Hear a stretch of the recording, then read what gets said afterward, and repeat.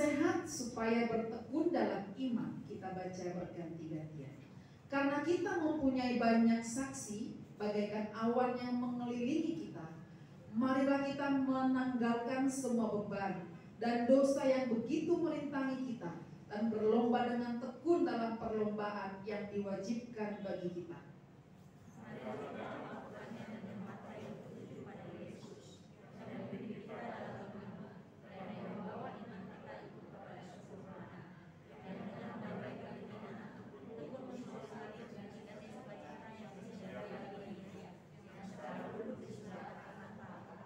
Ingatlah selalu akan Dia yang tekun menanggung bantahan yang sehebat itu terhadap dirinya dari pihak orang-orang berdosa, supaya jangan kamu menjadi lemah dan putus asa.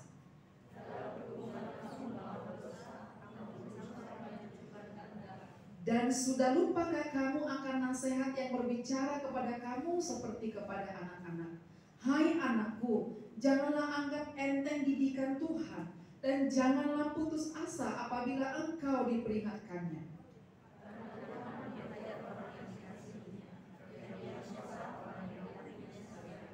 Jika kamu harus menanggung ganjaran, Allah memperlakukan kamu seperti anak. Di manakah terdapat anak yang tidak dihajar oleh ayahnya?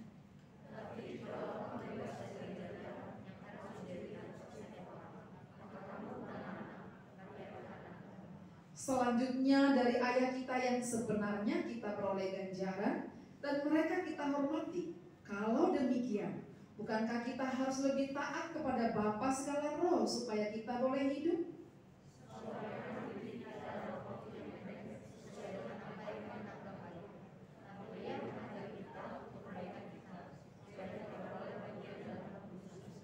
Memang tiap-tiap ganjaran pada waktu ia diberikan tidak mendatangkan sukacita, tetapi duka cita. Tapi kemudian ia menghasilkan buah kebenaran yang memberikan damai kepada mereka yang dilatih olehnya. Dan luruskanlah jalan bagi kakimu, sehingga yang pincang jangan terpelecok, tapi menjadi sembuh.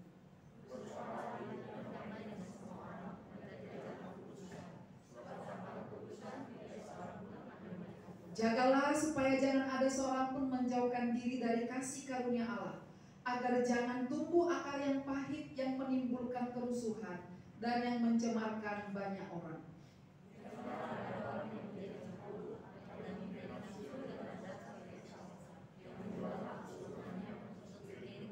Sebab kamu tahu bahwa kemudian ketika ia hendak menerima berkat itu, ia ditolak. Sebab ia tidak beroleh kesempatan untuk memperbaiki kesalahannya, sekalipun ia mencarinya dengan menjujurkan air mata. Sedemikian jauh pembacaan teks firman Tuhan kita pada pagi hari ini. Tema perenungan kita adalah teguhkanlah dan kuatkanlah hatimu, atau saya juga bisa simpulkan menjadi orang percaya yang kuat atau menjadi orang percaya yang teguh. Ayat kunci yang berkaitan dengan tema itu dari ayat 12 dan 13 yang berkata, sebab itu kuatkanlah tanganmu yang lemah dan kuatkanlah lutut yang goyah. Luruskanlah jalan bagi kakimu, sehingga yang pincang jangan terpelecok tetapi menjadi sembuh. Sidang jemaat yang dikasihi Tuhan, tangan yang kuat, kaki yang tidak goyah, jalan yang lurus, dan juga kesembuhan. Saya yakin ini adalah kerinduan kita, harapan kita, dan cita-cita kita, hal-hal yang kita kejar, ya. Tangan yang lemah, sebaliknya, tangan yang lemah atau lutut yang goyah, ini adalah sebuah penggambaran ketidakmampuan, penggambaran ketidaksanggupan, penggambaran keterbatasan, penggambaran kelemahan, ya. Kemudian jalan yang dikatakan di situ berjalan lurus, sehingga yang pincang jangan terpelecok. Pincang itu berarti jalannya nggak lurus, ya. Berarti ada yang disfungsi dalam organ tubuhnya sehingga dia pincang. Secara rohani kita bisa menjadi tidak stabil. Kata pincang itu mengarah atau penggambaran adanya ketidakseimbangan, adanya ketidakstabilan dalam dalam kehidupan kita, sehingga kita menjadi tidak kuat, menjadi tidak teguh, menjadi goyah. Nah, karena itu Bapak Ibu yang dikasihi Tuhan, dalam bagian firman Tuhan ini menarik sekali, bahwa Paulus membuat satu nasihat, bukan Paulus, penulis Ibrani, karena penulisnya ini ada yang mengatakan Paulus, yang dominannya mengatakan Paulus, tetapi masih ada yang alternatif yang lainnya, sehingga saya lebih tepat mengatakan penulis surat Ibrani, begitu ya. Nah, penulis surat Ibrani ini, Bapak Ibu yang dikasihi Tuhan, membuat satu judul perikop nasihat supaya bertekun. Berarti Bapak Ibu yang dikasihi Tuhan, kalau ada ketidakseimbangan, kalau ada keterbatasan, ada ketidakmampuan, maka rahasianya adalah bertekun. Tentu saja ada banyak faktor ya, kenapa seseorang itu menjadi tidak stabil, kenapa seseorang itu menjadi tidak seimbang, kenapa hidupnya itu labil, imannya itu labil, kenapa dia merasa tidak mampu, tidak terbatas, akhirnya mengarah kepada keputusasaan. Ada banyak faktor. Bisa itu karena tekanan hidup, kesulitan pekerjaan, bisa itu karena kesehatan tubuh, bisa itu karena lingkungan, bisa karena masalah keluarga, bisa karena masalah finansial, bisa karena masalah-masalah yang lainnya. Tetapi lebih oleh karena ada masalah-masalah yang terjadi di dalam roh kita, dari dalam diri kita. Nah, karena itu ketika penulis Ibrani mengatakan dalam judul perikop yang disimpulkan oleh LAI, nasihat untuk bertekun adalah menjadi salah satu rahasia kita untuk menghasilkan orang percaya yang kuat, menghasilkan orang percaya yang teguh. Karena itu ada 4 bentuk ketekunan yang akan kita pelajari pada kesempatan ini. 4 ketekunan yang akan kita pelajari yang menjadi rahasia kekuatan dan keteguhan kita. Saya mau di sini di PowerPoint itu ada 4. Mari kita baca sama-sama yuk. Yang pertama, 1, mengikuti. Ya, ada kata hingga akhir. Yang kedua, memiliki. Yang keempat, memiliki. Yang keempat, memiliki. Ya, ada 4 ini yang akan kita pelajari. Mari kita pelajari satu persatu. Mengikuti perlombaan iman dengan tekun hingga akhir. Dalam teks penulis Ibrani tadi, dalam ayat 1 sampai 4, perlombaan itu adalah sesuatu yang wajib, bukan pilihan, bukan alternatif bagi orang percaya.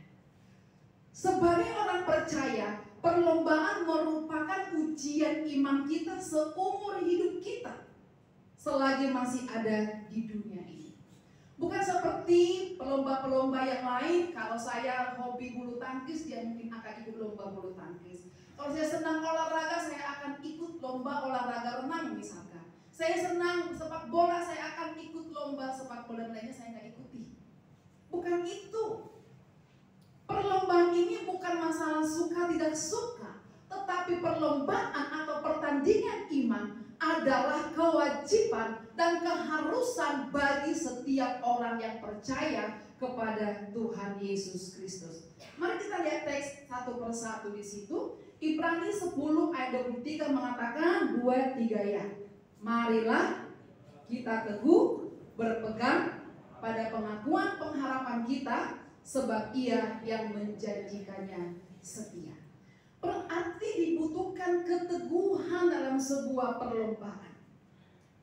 Ya, teguh berpegang pada pengakuan pengharapan kita.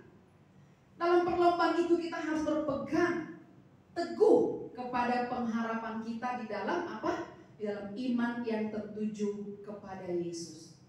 Perlombaan itu harus dijalani dengan sikap mata, dengan sikap pandangan yang tertuju ke depan.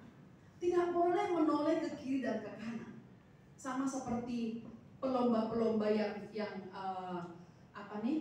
profesional. Kalau kita lihat ya, saya tadi katakan yang viral-viral itu di TV atau di TikTok ya, seorang atlet Indonesia pelari ya, dalam lomba-lomba yang kemarin sedang hangat dibicarakan atau hangat muncul di media-media itu, saya sangat kagum dengan dalam komentar itu karena mengagumi aksi dari atlet Singapura yang memberikan air kepada atlet Indonesia. Tetapi di luar itu saya melihat bahwa si atlet Indonesia ketika ikut lomba lari itu kan biasanya di pinggir galangan itu disiapkan air minum ada beberapa titik disiapin air minum gitu ya.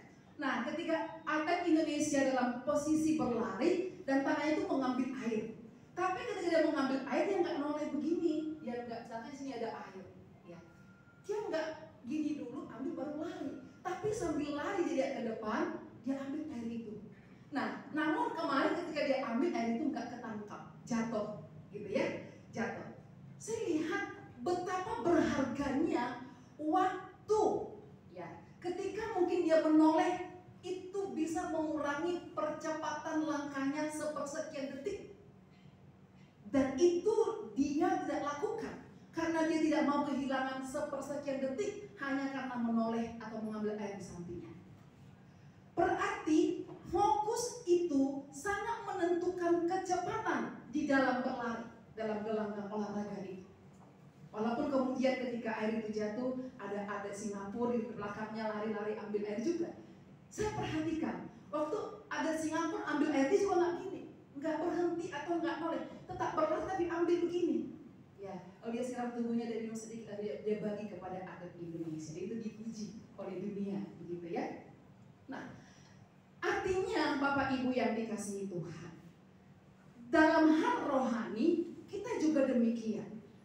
Penulis Ibrani katakan berlomba dengan mata yang tertuju, pandangan yang tertuju, fokus yang tertuju kepada finalnya, hadiahnya, mahkotanya. Di sana ada Yesus yang menunggu kita. Saat seorang atlet berlari, banyak supporter yang hadir di situ. Kalau kita lihat lomba kemarin itu, yang lihat Indonesia itu selalu detik Indonesia. Kalau atletnya sudah bertanding Indonesia. Nah, kalau dia buyar fokusnya gara-gara teriakan Indonesia, udah dia kehilangan percepatan dalam gerak-geriknya. Tapi ada juga loh supporter lain dari bangsa lain yang memberikan kayak kata-kata yang melemahkan semangat. Jadi ada memberi support, ada yang mengejek, ada yang mengkritik, ada yang melemahkan, ada yang lain sebagainya.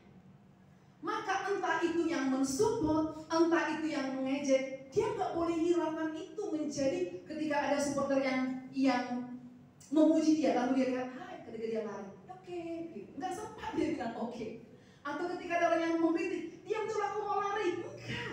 Dia abaikan yang mengkritik, dia abaikan yang mencela, dia abaikan yang juga memuji, karena pandangannya ada di garis final. Sama.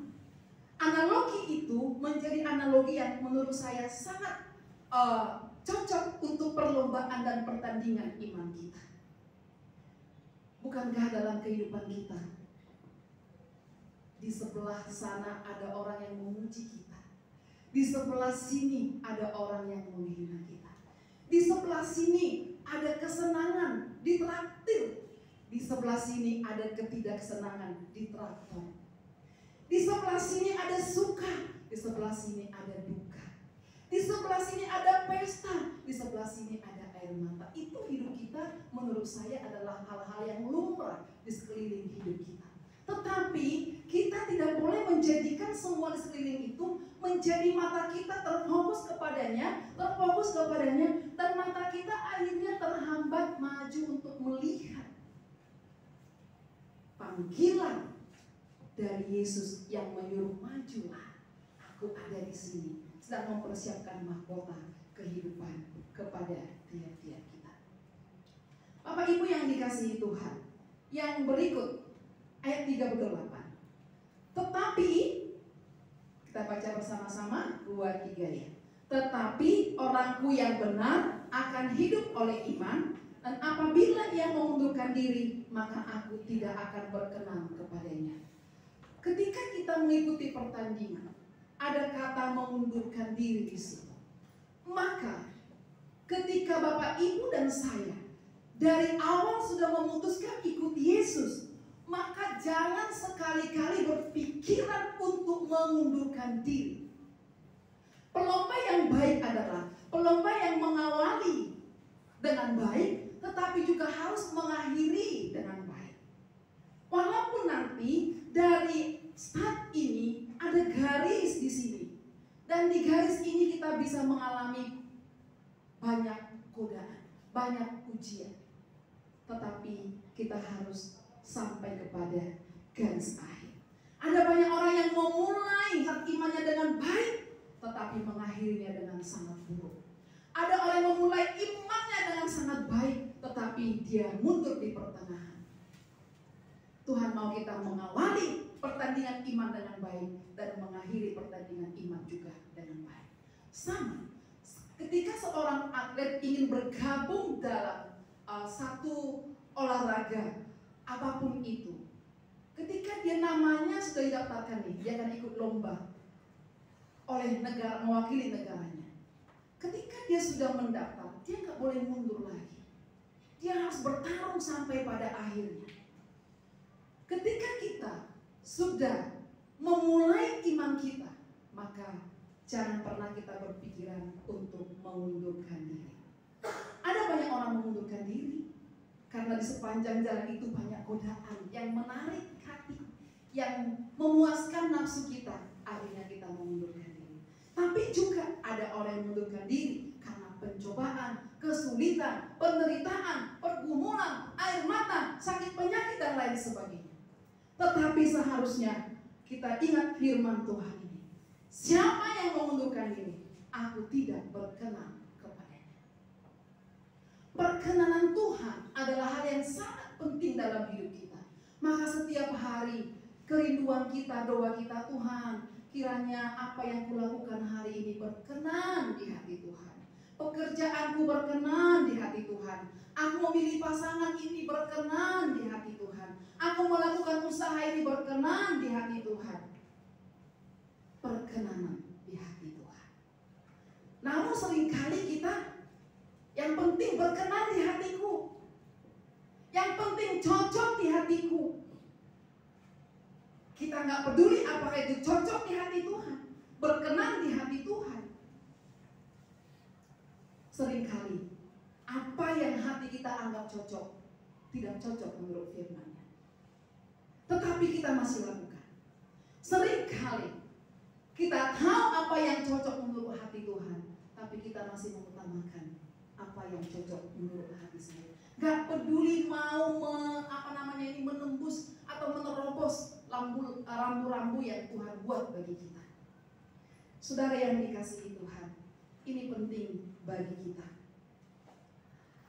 Yang berikut dalam Ibrani 11 itu menarik. Apakah Bapak Ibu sudah pernah baca teks ini? Itu adalah tokoh-tokoh yang diangkat oleh penulis Ibrani tentang contoh tokoh-tokoh Alkitab di mana mereka telah memulai start iman mereka dengan baik dan mengakhiri dengan baik. Ada Abraham di situ, ada Musa, ada Ishak, ada Yakub, ada Nuh. Mereka mengakhiri pertandingan iman mereka apakah lurus dan enggak. Dari awal sampai pada akhirnya mereka mengalami banyak sekali pergumulan, banyak sekali tekanan, banyak sekali persoalan. Yang Paulus simpulkan dalam 2 Korintus 4 ayat 5, 6 dan 7. Sekalipun kami dihempas tapi tidak binasa, kami ditekan tapi tidak terjepit, kami dianiaya tapi tidak merasa ditinggal sendirian, kami habis akal tapi tidak putus asa. Berarti para tokoh-tokohnya dalam perjuangan imannya dihempas, ditekan, ada kesulitan yang mereka alami dalam panggilan mereka, memenuhi panggilan mereka. Tetapi Alkitab mencatat bahwa mereka adalah tokoh-tokoh iman yang memulai dengan baik dan akhirnya mengakhiri dengan baik. Walaupun di sepanjang perjalanan panggilan, perjalanan iman ini banyak sekali persoalan yang berat, banyak sekali air mata. Tetapi mereka adalah orang-orang yang telah berjuang dengan tekun dalam iman sampai pada akhirnya. Saudara yang dikasihi Tuhan, kita semua adalah orang-orang yang dibenarkan karena iman. Benar ya? Kita dibenarkan karena iman. Ada kebenaran Kristus dalam diri kita. Maka kita bisa memanggil Tuhan sebagai Bapa kita. Dia Bapa kita. Tadi saya bagi renungan 3 kalau Bapak Ibu menyimak dalam 1 Korintus 6 ayat 16 kalau nggak salah yang saya posting itu ya. Dia bilang bahwa aku menjadi Bapamu dan engkau akan menjadi anak-anakku laki-laki dan anak-anakku perempuan. Demikianlah firman Tuhan yang Maha Kuasa. Karena pembenaran melalui Tuhan Yesus Kristus itulah, maka kita berhak, diberikan hak untuk menghadap Dia dan memanggil Dia sebagai Bapa. Dan engkau dan saya adalah anak laki-lakinya dan anak perempuannya. Bapa. Beberapa waktunya ada hal-hal yang menggelisahkan hati saya. Tetapi ketika saya bertemu dengan teks ini, Tuhan menyapa saya. Engkau adalah anak perempuanku. Aku adalah Bapamu. Aduh, kayak kegelisahan itu kayak luber gitu ya. Karena ada Bapakku yang baik.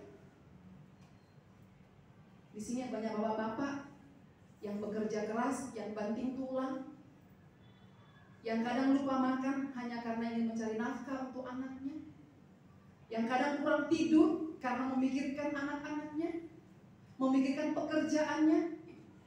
Kenapa? Karena bapak-bapak itu mengasihi anak-anaknya, ingin yang terbaik bagi anak-anaknya. Itu Bapak dunia. Bapak dunia memikirkan kebaikan anak-anaknya. Bapak dunia yang terbatas, yang masih ada ketidaksempurnaannya. Apalagi Bapakku yang di surga. Dalam bagian akhir dalam 2 Korintus 6 itu 16 itu dikatakan firman Tuhan yang Maha Kuasa. Bapakku Maha Kuasa. Bapak biologisku terbatas. Tadi saya bilang bapak biologis saya udah tua, sakit penyakitan, gak pernah telepon saya, gak pernah kasih saya duit lagi. Ya, saya yang harus menelepon, memberi perhatian, karena itulah seharusnya. Terbatas dia, udah mulai sakit dia, kadang udah lupa nama cucunya. Tapi kita punya Bapa. Engkau adalah anakku laki-laki dan anakku perempuan. Adakah Bapa yang akan menelantarkan anak-anaknya? Bapa dunia saja tidak menelantarkan anak-anaknya, apalagi Bapa di surga.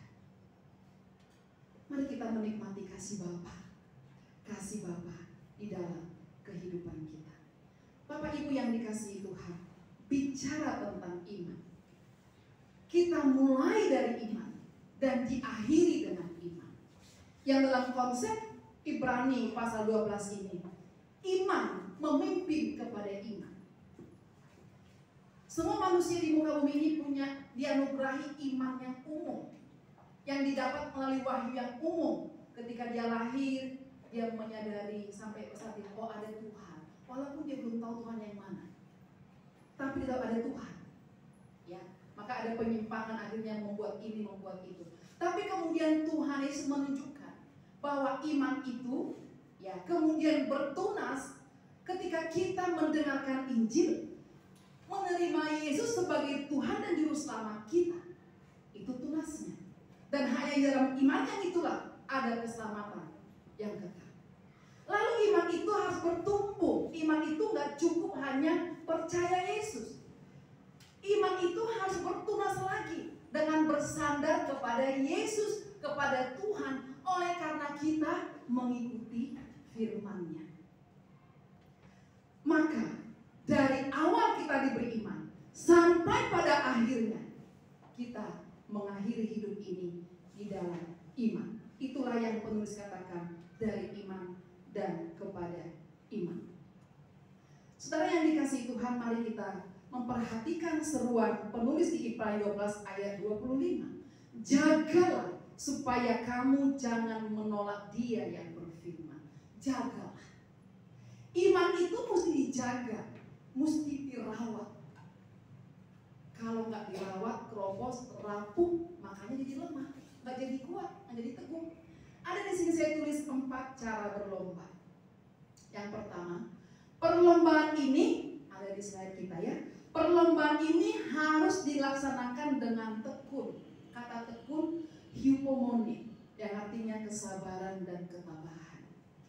Kita banyak-banyak sabar, kita banyak tabah. Ya, perlombaan itu ada banyak latihannya kan, ada banyak ujiannya kan. Maka kalau nggak sabar, maka kalau nggak tabah, nggak bisa, kita menyerah kayak tadi, mengundurkan diri, gitu ya. Kemudian contohnya sudah saya bahas tadi di pasal 11 tadi saya sudah bahas tentang saksi iman. Perlombaan itu harus dilaksanakan dengan membuang dosa-dosa yang menghalangi dan menghambat kecepatan kita. Perlombaan. Saya lihat-lihat ya kemana waktu lomba-lomba itu, kenapa baju mereka kok minimalis semuanya ya? Minimalis, yang lomba minimalis, apalagi yang berenang gitu ya. Kayaknya karena kita nggak pernah kayak gini, jadi kita risih. Tapi kenapa seringan itu bajunya, seminimalis itu? Gitu. Supaya nggak menghambat dia bergerak, nggak menghambat kecepatan dia. Jadi baju yang seperti tebal ini nggak dipakai karena ini bisa menghambat perlombaan, menghambat pertandingan. Dia pakai yang minimalis yang sesuai dengan standar olahraga internasional. Gitu. Sama dalam perlombaan rohani kita mesti membuang dosa-dosa dan beban, karena itu hanya akan menghalangi kita, memberatkan kita dalam percepatan perlombaan kita. Persoalannya adalah kita suka sekali memelihara dosa, kita suka sekali memelihara beban itu. Padahal Tuhan bilang, marilah kepadaku, hai kamu yang berbeban berat. Marilah kita sampaikan beban berat kita kepada Tuhan. Marilah kita tanggalkan dosa-dosa kita. Jangan cintai. Kalau masih ada 1, 2, 3 dosa yang masih kita cintai, Tuhan undang kita hari ini. Kita belajar menanggalkan lagi. Belajar tiap hari kita belajar menanggalkan 1 dosa, 2 dosa, dan beberapa dosa yang masih kita cintai dalam kehidupan kita. Yang berikut, perlombaan ini harus dilaksanakan dengan kesadaran bahwa bahaya terbesar menghadang kita adalah pencobaan untuk menyerah lagi kepada dosa atau kembali ke negeri yang telah kita tinggalkan. Jadi Bapak Ibu yang dikasihi Tuhan, dalam perlombaan iman pasti ada godaan untuk kita menyerah. Tadinya ketika kita percaya Yesus, kita buang dosa kita, kita tinggalkan dosa kita, kita benci dosa kita. Tapi entah karena apa, bisa karena godaan atau karena persoalan, kita ambil lagi dosa itu, kita pakai. Ibarat satu jubah yang sudah kotor, yang sudah buruk, lalu Yesus menggantikannya dengan jubah yang baru, dengan darah yang tercurah di kayu salib. Lalu jubah yang luar ini dibuang, kita dipakai jubah baru. Tapi kadang herannya, kita letakkan baju baru ini, lalu kita pakai lagi, kita pungut lagi jubah yang buruk tadi. Kita pakai lagi dosa itu, praktekkan lagi dosa itu. Saudara yang dikasihi Tuhan, orang Israel pernah juga berkata, ngapain ibu panggilan Tuhan ke Kanaan? Musa bawa kami kembali ke Mesir. Di Mesir ada bawang prei, ada semangka yang gratis. Di sini kita nggak ada air, di sini kita nggak ada makanan, di padang gurun panas terik, banyak persoalan. Ayo pulang ke Mesir. Padahal dengan tangan yang kekal, Tuhan telah menyelamatkan mereka dari Mesir, di tangan Firaun, dari laut terbelah. Tetapi di pertengahan jalan, mereka tergoda untuk kembali ke Mesir. Mesir adalah lambang dosa. Mesir adalah lambang kedagingan, lambang nafsu duniawi. Musa, ayo kita kembali. Katanya mau ke tanah Kanaan, tanah perjanjian yang enak, yang penuh madu. Tetapi kenapa susah sekali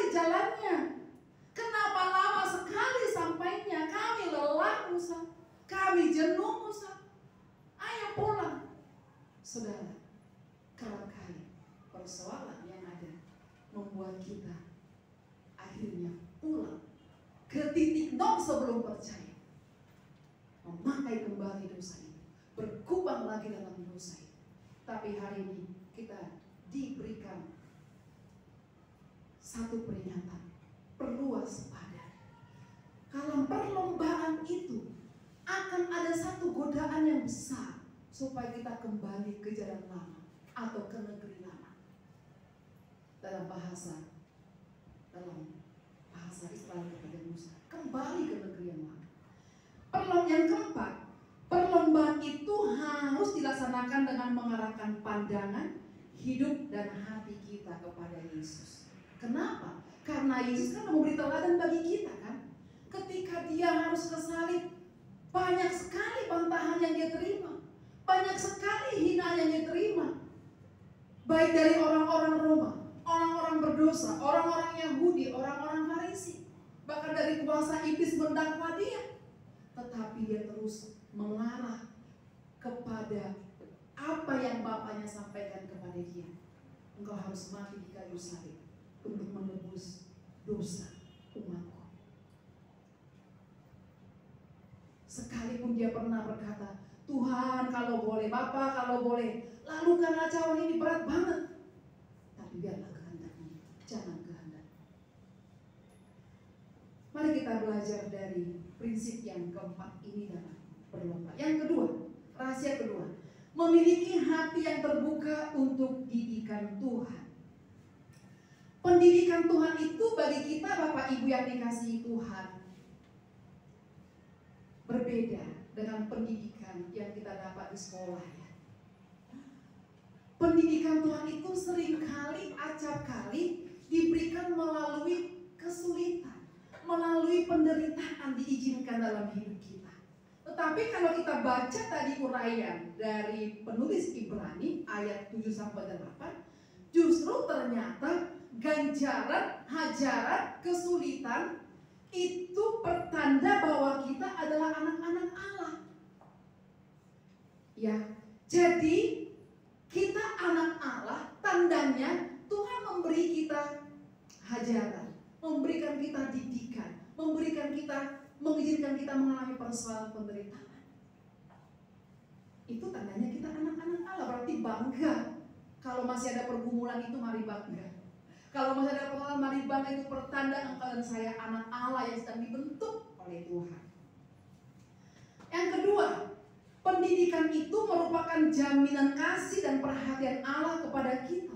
Kalau masih dihajar, kalau masih diganjar, kalau masih dipukul, itu pertanda jaminan kasih dan perhatian Tuhan kepada kita. Kan dia Bapak kita. Bapak-bapak di sini ada nggak yang membiarkan anaknya lempeng dari kecil itu, lempeng lakuin apa aja, dibiarin. Mau pegang api terserah, peganglah api. Mau merangkak ke bak mandi, merangkaklah ke bak mandi. Mau pulang malam jam 1 terserah, mana ada. Bapak yang baik bilang jam berapa ini baru pulang. Bapak yang baik bilang jam berapa, kalau udah berapa jam main HP, berhenti, belajar, tidur. Bapak yang baik bilang keluyupan kemana kamu? Apa yang baik? Menegur. Bahkan kalau masih batal kan kepok tangannya, kepok pantatnya. Gitu kan. Kalau Tuhan masih mengganjar, menghajar, mendidik atau mengizinkan kesengsaraan dalam hidup kita, itu sebagai jaminan kasih dan perhatian Allah kepada kita. Yang ketiga, didikan Tuhan memiliki dua maksud agar pada akhirnya kita nggak ikut dihukum bersama-sama dengan dunia. Tadi penulis bilang, saat kita dihukum, saat kita diganjar, saat kita dididik mendatangkan duka cita sementara. Gak ada orang yang diganjar, diperingatkan dengan keras itu senang. Pada saat itu tersinggung juga hati kita, sakit juga hati kita. Tapi Alkitab bilang tadi, saat diberikan memang mendatangkan duka cita, tapi setelahnya mendatangkan sukacita. Daripada anak yang dibiarkan seolah-olah kita bersuka cita, tapi pembiaran itu akan membawa kita ke ujung duka cita.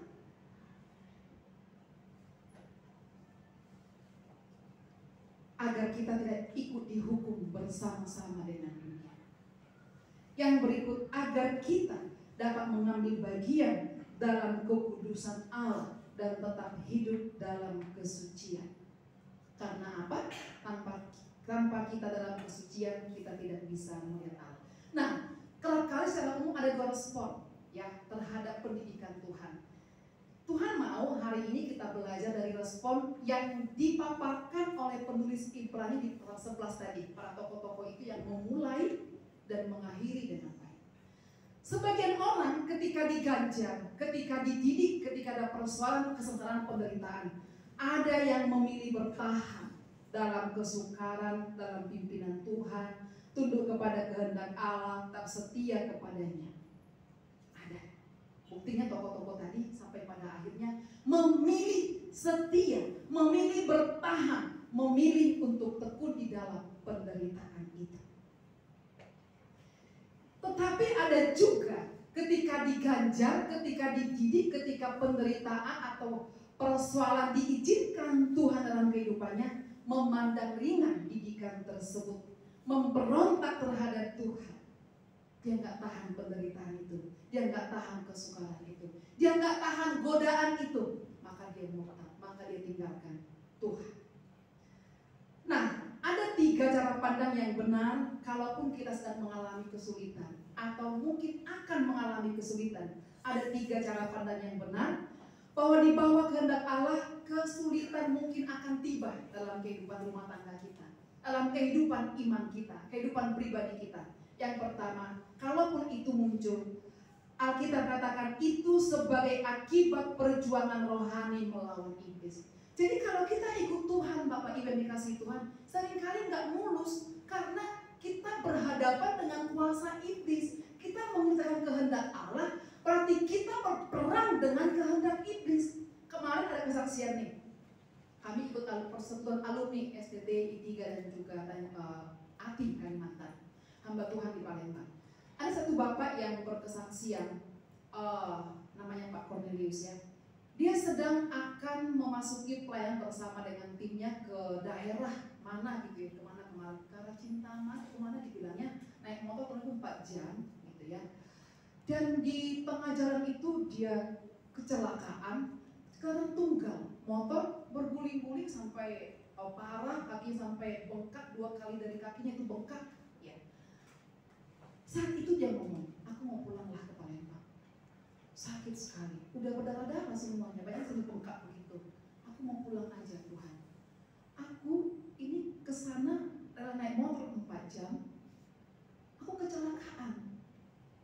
Di mana pemeliharaanmu? Aku kan mau melayani Tuhan. Dan Tuhan bicara kepada dia, jejakkan kakimu. Kaki yang berdarah itu dijejakkan dan rasa nggak sakit. Ternyata itu iblis sedang menggocol dia supaya nggak jadi pelayanan ke sana. Karena di sana ada banyak anak-anak yang menantikan kehadirannya untuk dibaptis. Ada banyak jiwa yang menantikan kehadiran memberitakan firman.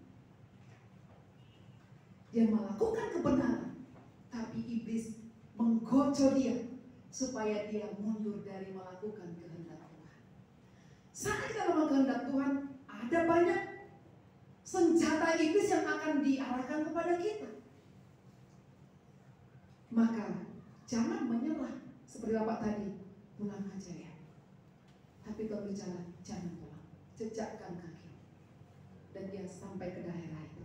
Yang kedua, kalaupun satu saat dalam kehendak Tuhan kita mengalami penderitaan, sebagai ujian untuk memperkuat iman kita, memperkuat pekerjaan kita. Ya. Jadi kalau ada penderitaan, ada kesulitan, itu dipakai untuk memperkuat iman kita, Bapak Ibu yang dikasihi Tuhan. Dari mana kita tahu kuat iman kita? Ya saat ada ujian, iya kan? Gak mungkin kita tahu iman kita kuat kalau nggak ada ujian, ada penderitaan. Yang ketiga, sebagai persiapan untuk menghibur saudara seiman yang lain. Ada kalanya kita bergumul ya, ternyata itu dipersiapkan untuk menghibur orang lain tuh. Aduh egois banget sih Tuhan, masa harus lewat saya menderita supaya bisa membantu orang lain. Iya itu dalam kehendak Tuhan mau pakai kita. Ya, saya tadi bilang, waktu mertua saya sakit, kami merumpuk ini. Bapak Bapak mertua udah bingung, gimana? Gak mungkin kalian pulang ke Padang untuk menjaga mama kalian. Ya udah, saya ambil keputusan karena Musa waktu itu ya dia pikir kalau pulang juga saya yang merawat kan. Saya bilang ya kita bawa pulang. 1,5 tahun stroke. Saya nangis bolak-balik itu. Saat saya membersihkan pampersnya yang ada kotoran, ada air seninya, saya nangis loh. Sedih saya. Sampai kapan ini Tuhan? Begitu ya. Ada kalanya juga ada marah dalam hati. Tapi nggak terucap aja. Pelampiasan saya kena musuh, saya marah-marah. Itu ya. Tetapi dari situ saya belajar. Tuhan tolong saya sabar. Tuhan tolong saya kuat. Kenapa mesti saya alami ini? Tetapi kemudian saya belajar. Dalam hal ini menjadi persiapan untuk menguatkan orang lain. Dan ketika ada orang mengeluh tentang orang tuanya, mengeluh tentang sakit penyakit orang tuanya, saya bilang perhatikan orang tua kita, jaga orang tua kita. Kalaupun stroke jangan buang, jangan taruh ke panti jompo. Mudah semua ngomong, gak pernah alami, susahnya gimana? Saya alami, aromanya bagaimana? Saya alami hati ini diuji bagaimana? Tapi itu adalah tanggung jawab kita sebagai persiapan untuk menguatkan orang lain. Saya dengan hamba Tuhan yang ketika dia melahirkan anaknya meninggal juga, depresi juga ibu ini, tetapi itu menjadi persiapan yang Tuhan pakai untuk menguatkan jemaatnya yang kehilangan anak-anak. Sama seperti Yehezkiel di minggu lalu yang saya khotbahkan, seringkali itu menjadi alat peraga bagi orang lain. Pergumulan Yehezkiel menjadi alat peraga bagi orang Israel. Seringkali hidup kita juga mau dipakai alat peraga, bukan hanya untuk kita, supaya orang lain juga dikuatkan melihat Kristus lewat hidup kita yang mengalami pergolakan itu, dan kita sendiri dipakai alat peraga. Banggalah dengan itu. Ada banyak orang yang tidak dipakai alat peraganya, tapi kalau kita mau dipakai di alat peraganya, bersyukurlah seperti Yehezkiel. Yang berikut Bapak Ibu yang dikasihi Tuhan, mari kita yang ketiga, kita ke arah yang ketiga, memiliki kerelaan untuk berusaha mengejar kekudusan. Tadi di situ disinggung tentang jangan menjadi cabul, jangan punya nafsu seperti Esau, serakah. Jangan. Kekudusan berarti kita terpisah dari dosa dan dikhususkan bagi Allah. Itu berarti kita harus hidup dekat dengan Allah, harus belajar menjadi seperti yang Dia ingin. Kita harus mencari kehadirannya, kebenarannya, persekutuannya dengan sepenuh hati kita. Ternyata Bapak Ibu yang dikasihi Tuhan, prioritas Allah bagi umat Tuhan ketika memberikan Tuhan Yesus di bumi ini menjadi juru selamat kita mati di kayu salib adalah untuk menguduskan kita. Untuk menguduskan kita. Kekudusan merupakan maksud Allah bagi umatnya ketika Ia merencanakan keselamatan bagi kita. Kekudusan adalah maksud Kristus ketika Ia menderita di kayu salib.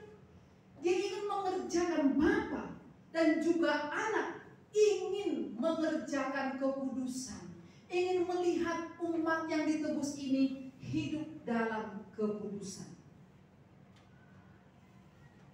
Kekudusan merupakan maksud Allah ketika menjadikan kita ciptaan baru dan memberikan Roh Kudus kepada kita. Kenapa? Tadi dikatakan tanpa kekudusan tidak seorang pun dapat melihat Allah. Tanpa kekudusan tidak seorang pun yang berguna bagi Allah. Jadi Bapak Ibu, kalau kita bekerja, bekerjalah di dalam kekudusan. Kalau kita sedang membangun usaha, bangunlah di dalam kekudusan. Kalau kita melayani, melayanilah dalam kekudusan. Kalau kita sedang berpacaran dalam kekudusan. Membangun rumah tangga, bangunlah dalam kekudusan. Kalau kita menonton dalam kekudusan. Kalau kita sendiri dalam kekudusan. Belajar dalam kekudusan. Karena tujuan dan prioritas Allah memberikan Yesus bagi kita supaya engkau dan saya hidup dalam kekudusan. Yang terakhir, memiliki kemauan untuk membongkar dan membuang akar yang pahit dari hidupnya. Akar yang pahit ini menunjuk pada jiwa dan sikap yang ditandai oleh kebencian dan kemarahan yang mendalam, yang akhirnya menimbulkan luka yang mendalam atau luka yang menua. Saya ketemu satu buku dengan judul itu Luka yang Menua. Bapak Ibu pernah luka gak hatinya? Saya percaya kita semua pernah terluka hatinya. Terluka oleh pasangan, terluka oleh anak, terluka oleh orang tua, terluka oleh sahabat, terluka oleh teman. Semua kita pernah terluka tanpa terkecuali. Sempat terluka, pernah terluka, atau masih di dalam luka pada saat ini. Ada dua respon terhadap luka. Ada orang yang akhirnya membiarkan lukanya menganga, memendam lukanya, dan itulah yang disebut menjadi luka yang menua. Tetapi ada sebagian merespon, membiarkan lukanya dibalut oleh Tuhan dengan memposisikan hatinya, memposisikan hidupnya di tangan Tuhan. Karena dia sadar luka hanya akan membuat kita tak bisa bergerak. Luka hanya akan membuat kita membusuk. Luka hanya kita nggak bisa melangkah, nggak bisa kreatif, nggak bisa leluasa melakukan kehendak Tuhan. Maka luka itu harus dibongkar, harus dibuang, harus disembuhkan. Ada beberapa tafsiran yang mengatakan bahwa luka atau akar pahit dalam bagian ini, yang pertama mungkin dimaksudkan adalah sikap dendam yang hebat terhadap didikan Tuhan. Dendam karena Tuhan mendidiknya. Kok saya kehilangan mama? Kok saya kehilangan istri? Kok saya kehilangan anak? Kok saya kehilangan usaha? Kok saya kehilangan orang-orang yang mensupport saya? Kok saya ada air mata? Kok suami saya nggak baik? Istri saya nggak baik? Kok anak-anak saya nakal? Banyak persoalan. Akhirnya dia kecewa sama Tuhan. Tuhan, aku udah percaya Yesus, aku udah melayani Yesus, kenapa begini semuanya? Lalu dia dendam yang hebat terhadap Tuhan. Dendam yang hebat itu dipakai sebagai ganti dari kepatuhan yang rendah hati terhadap kehendak Tuhan bagi kehidupan kita. Yang kedua, akar pahit di sini bisa juga ditujukan kepada orang-orang tertentu di dalam gereja karena dia merasa terluka oleh anggota persekutuan. Dia terluka dan dia simpan luka itu menjadi luka yang menua. Tetapi kita ingat tadi, kalau luka itu disimpan, itu bukan hanya mencemari kekudusan kita yang sedang terluka, tapi juga akan mencemari banyak orang.